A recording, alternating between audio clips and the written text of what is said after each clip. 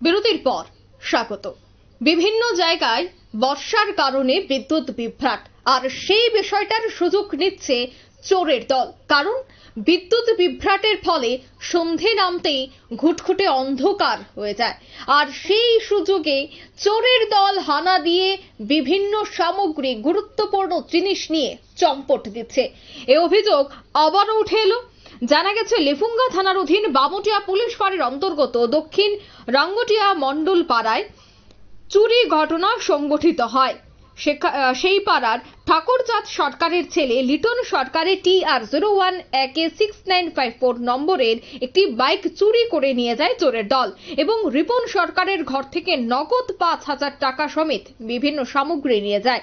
জানা যায়, রিপন সরকার বাড়িতে না থাকায় সেই সুযোগকে কাজে লাগিয়ে ঘুটঘুটে অন্ধকারে চুরি কাণ্ড সংগঠিত করে চোরের দল।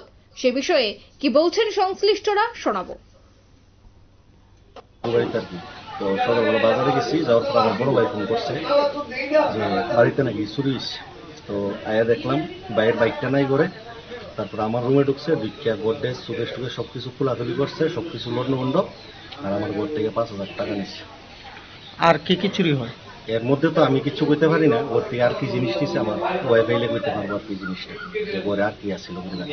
কি মনে হয় কারা এই চুরিকাণ্ডের সঙ্গে যুক্ত থাকতে পারে? না, এটা তো কিছু কইতে পারতাম না।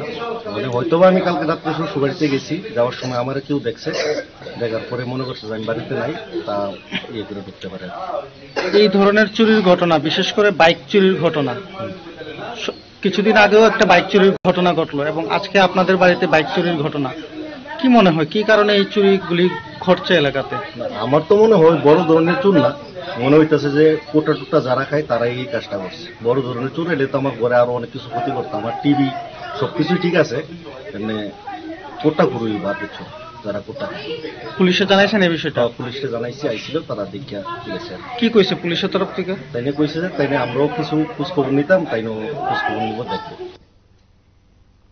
আপনারা শুনলেন বাড়ির মালিকের বক্তব্য।